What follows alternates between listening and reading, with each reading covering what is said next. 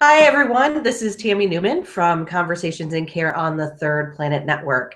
And today, my guest is Dale Spencer, and he has a really, really wonderful story. And as you see underneath his name, you'll see that he's a fear expert.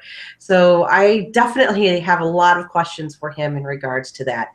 But before I get to talking to Dale, I just wanted to let everyone know if you're listening and watching live today, you can definitely ask some questions. There's a question and answer tab.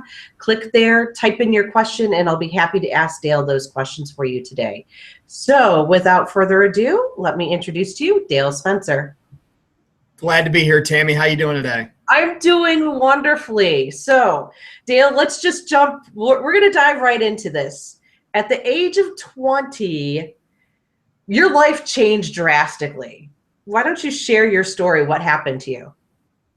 Well, I don't want to sound cliche, but I was just like every other kid. I was very active in sports. I had a lot of dreams, a lot of aspirations, and I made a decision that in that split-second decision changed the course of the rest of my life.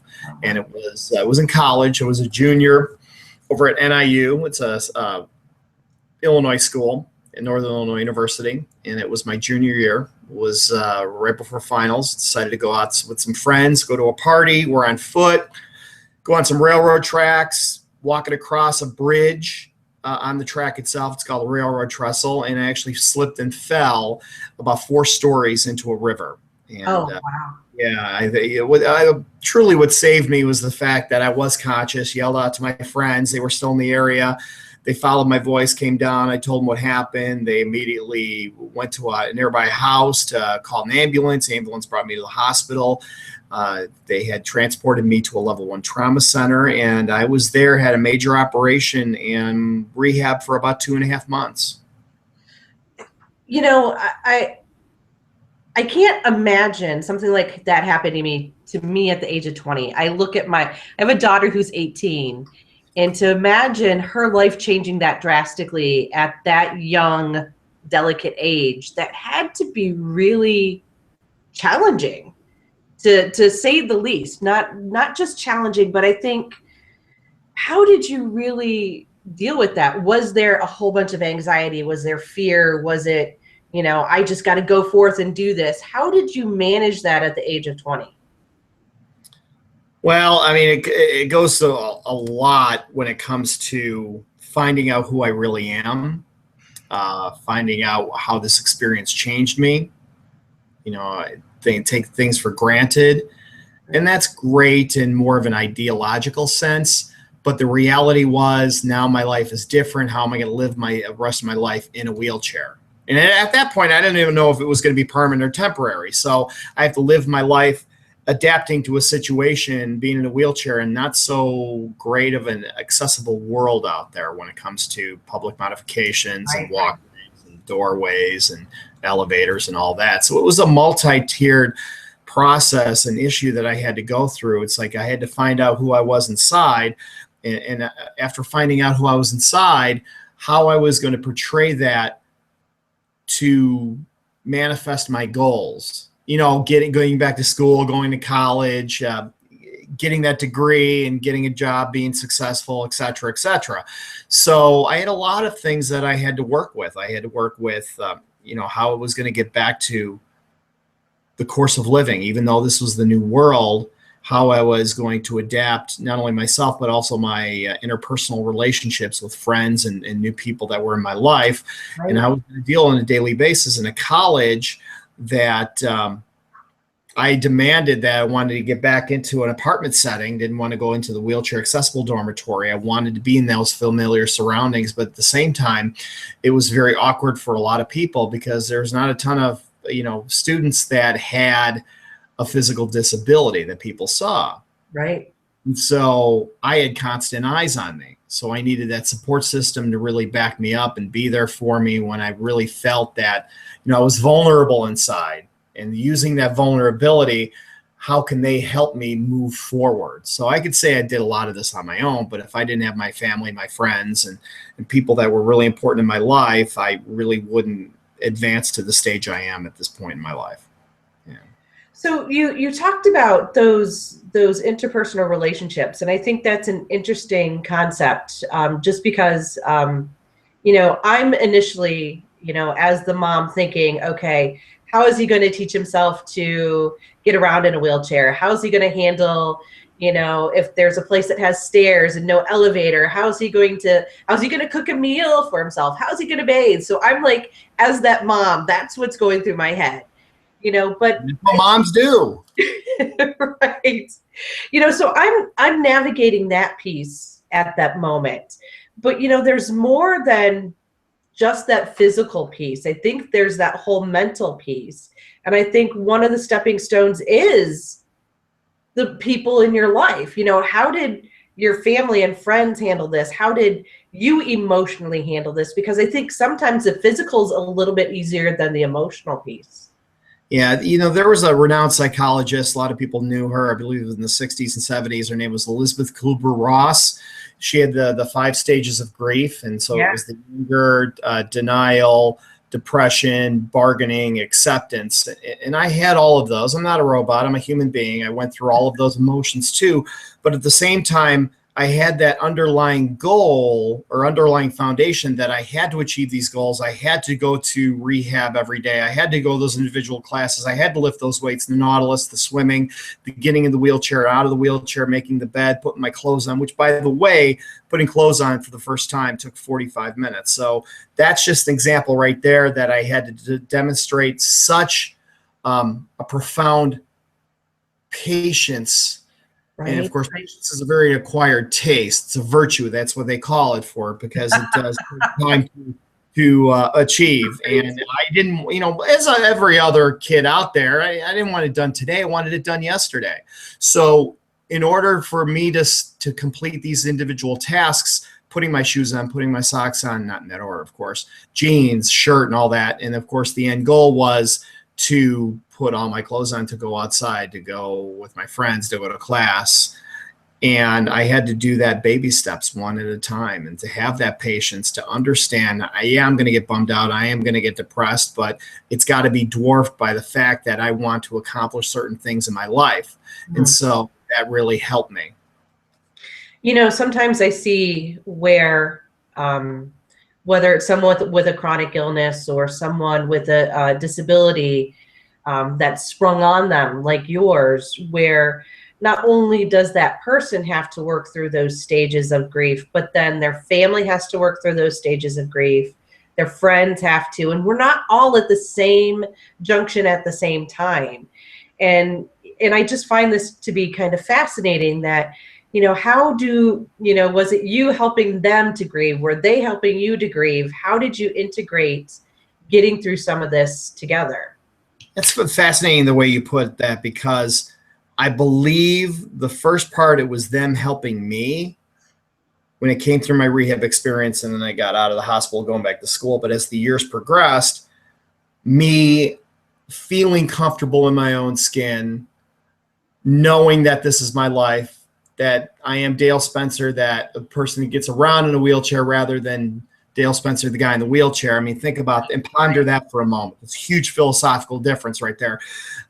Knowing that I become more confident with the age, wisdom, experience, that I'm comfortable more in my skin makes them feel more comfortable in my situation. But at the same time, my mom still has difficulty in the fact that, she came up to me, I think it was a couple of weeks ago, saying, it's still really tough to see you sometimes in the chair because I want to help you so badly. That's a role of a parent. I mean, if the kid breaks an arm or breaks a leg, they're going to, get it to the hospital to have them set it. If they get ill, they're going to get over the counter prescriptions to make them feel better. And so my parents didn't have control of this situation. I busted my back. There was a poor decision that I made. Spinal cord injuries, there's no cure for paralysis, permanent. I mean, that was what was listed all over the place. It was a very trying time for those people. And I cherish these relationships, but I got to tell you, I feel guilty to this at this day because of what I put these people through. And so that's part of my message in helping other people. There's an organization I belong to. It's called Think First Injury Prevention. What I do is I'm one of the speakers of many throughout dozens of chapters in the United States and a host of other countries that go to high schools and middle schools and advocate injury prevention, making sound decisions to prevent spinal cord and traumatic brain injuries by making sound decisions. And that was kind of my journey to begin as a keynote speaker and to pay it forward. Because whatever you do in life, I think the first question, in fact, I know the first question you have to ask, this is what Simon Sinek says, his big TED guy, TED Talk world. He says, why? Why are you going to do it? That's got to be the foundation of you pushing your passion in life. Right, right. So, there's so many things that you said that, are very interesting. One, I can relate to what your mom said. Just my son was diagnosed with type 1 diabetes 3 years ago. And even though it's been 3 years, one of the interesting things is that he's on a pump. And every so often when I see, the pump attached to his body and realizing that that has to be attached to him for the rest of his life, that's still one of those things that I have a difficult time, just manifesting in my mind. But, you talked about the guilt that you have, and you talk about fear. And I know this is something that's really passionate for you to really talk about, how we can move through that fear and really be successful. And maybe you can share how you kind of went through this process and got to the other side and what you learned that you can maybe share with us. Thanks. Fear is a common pattern. We all deal with it, whether it be fear of abandonment, fear of speaking in front of an audience, fear of spider snakes, fear of success, fear of failure. But it's in the way that we deal with it. And so the way I worked it out is my foundation was my own injury and what blossomed from that. And what I did was I grabbed really poignant moments of my life where I knew exactly where these different notions and attributes that I always had inside me, at what point did they come to fruition? Did they explode out figuratively out of nowhere? And what I did was I categorized them in several terms. And in saying that is, I always like to do the acronym. So the acronym is FEARS. So it's FEARS. And so what I did was, in talking with my audiences, I think what's the most important thing is to be successful in every aspect of your life, to overcome any fear, is you have to focus. Laser focus on in the individual task, knowing that there's an end goal and how you're going to be going from baby step to baby step to move forward on that journey to achieve that end goal. So important there. Beyond the focus, and when you have focus, you need to have energy. And energy is an important part. And we're talking about physical and mental energy. Just simple stuff like sleeping 7 hours a day. Sometimes I struggled like that with a lot of other people. Working out, you need to have specific time during the day and several times per the week. And you can do, lifting, cardio, whatever works for you. But I think really keeping that body in motion, you pump up the dopamine levels, you pump up the endorphin levels. It fires you up, gets that fire in your belly.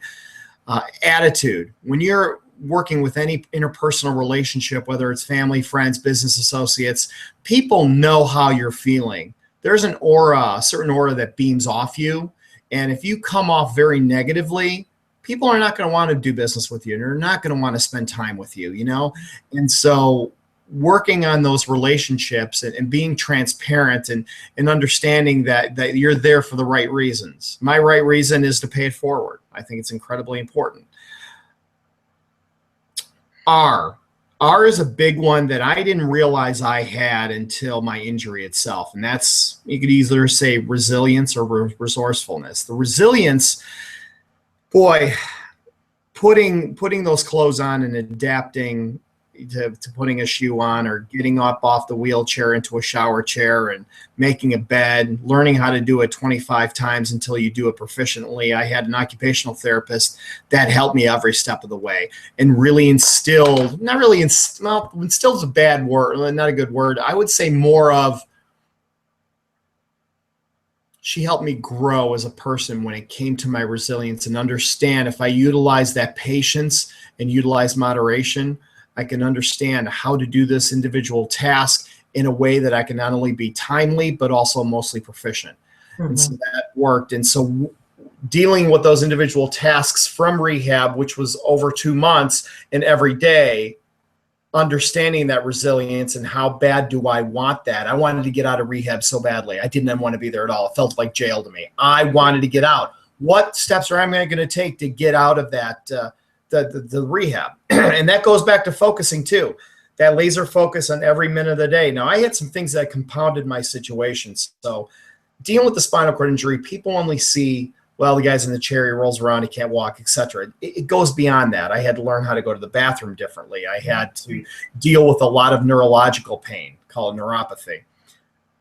Neuropathy happens, I believe the statistics are between 60 and 75% of the people that do sustain spinal cord injuries. And so I needed to deal with and work on my meditation and my focus every moment of the day in order when this pain comes up that it can be automatically subsided. I mean, when I first started doing keynote speaking, I had to go in front of an audience. One of my biggest fears was not actually talking in front of the audience, because the more you do it, the more you become practiced and become second nature. But actually, if I'm going to make a poignant remark and all of a sudden the pain comes on and it's at 11 and I can't utter a word because I'm in searing pain, how am I going to present and convey that message? That freaked me out. So in other words, I'm presenting myself in a professional manner and trying to educate, and all of a sudden I can't even utter a moment or utter a word because I'm in double down pain. So I need to learn how to utilize that laser focus and utilize that meditation to really understand where I am now and where I want to be, and materialize, and not only just using it as dream, but manifesting those thoughts into a reality itself. Now, to this day, it's funny because I've been on medication right and left when it comes to pain, and nothing's helping. So you know what I did?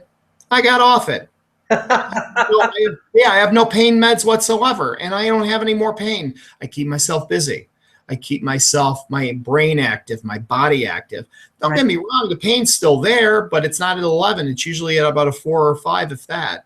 I could deal with that. It's been 26 years. So one of my goals is to get off all medication possible, and I have a couple other pieces of medication that I take. So my body's almost clean, let's just put it that way, but not bad for a person in my situation to have little or no medication. So that a lot has to do with mind over matter. Another cliche, but it works. But you have to train yourself. It doesn't happen overnight. This is a years in process. Now, I'm sorry. I'm going to interrupt you because I only said fear. I didn't even throw the Bible on there. So I mentioned this in the beginning of our conversation. If it wasn't for my family and friends, I'd be nowhere. Support system, support system, support system.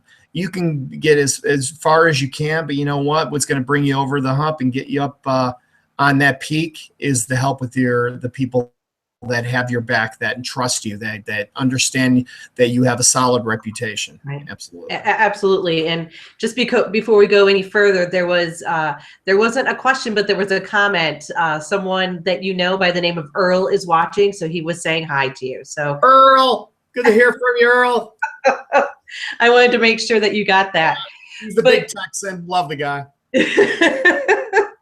You know, I really love what you had to say, and I think there's so many pieces that we can take away from this. And I think one of the really interesting things is about the letter R when you talk about resilience. And I think, unfortunately, that word, people don't understand that word until they're faced with that situation in which they have to become resilient. I don't think we know that it's a tool that's in our toolbox until we absolutely need it. And you know, I think it's great that you shared that, because we do have to be resourceful. We do have to be resilient in the things that are happening in our lives to move forward and take those steps. And you know, I think this is some really wonderful stuff that you've shared with us. And I see how this can help, whether it's a patient, whether it's someone that's a caregiver, whether it's someone in their work, you know, having those tools, being able to focus. And even if it's just knowing that, okay, if I iron this shirt, I've made it one step further than I did yesterday.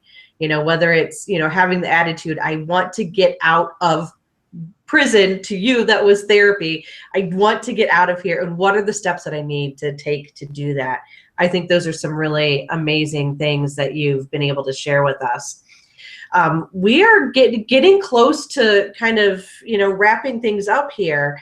And I just wanted to also say that, how do you you talked about some meditation, and I think that's a really cool piece of the puzzle. I think some people are afraid of it. They don't know what to do. What are some of the things that you've done to start that process of using meditation in your life?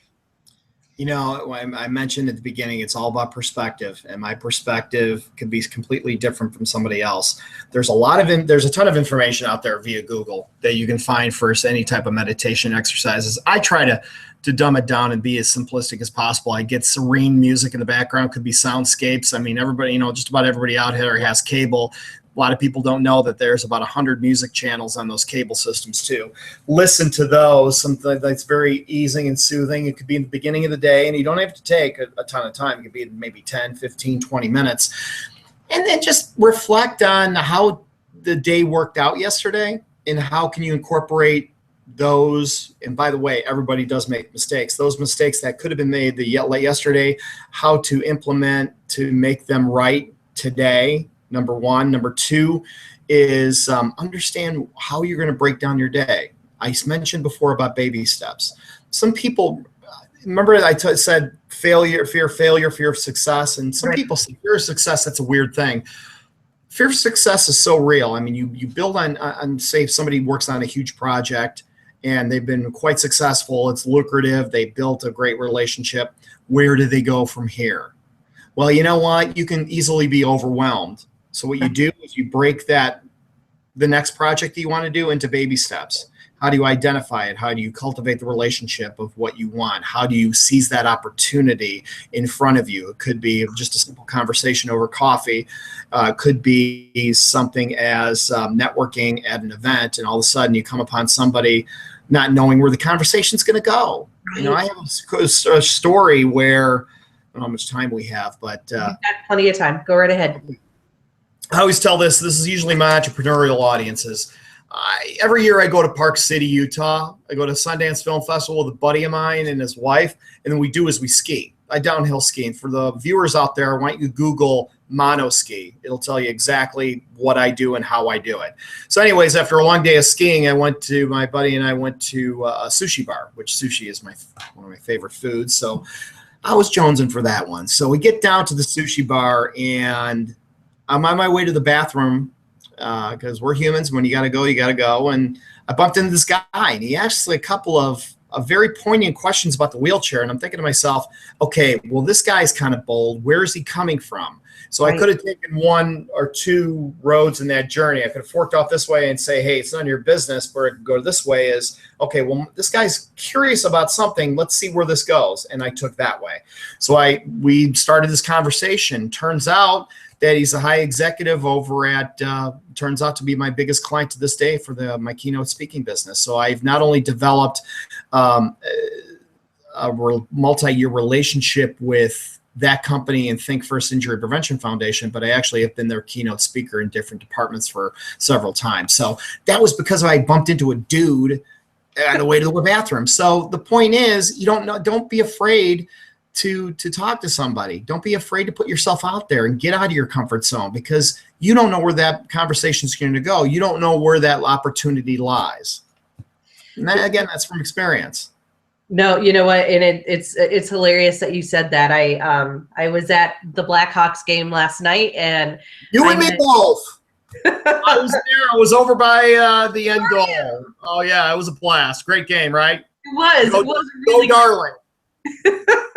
But I was standing there because we were standing room only, and I ended up meeting some gentlemen from the United Kingdom, and we talked about what they do there with seniors and dementia, and it ended up being this great contact in other countries. So it was amazing that you say that, because you're right. If I wouldn't have taken that opportunity to start talking to the gentleman, and of course I noticed his accent, so I had to say, hey, where are you from?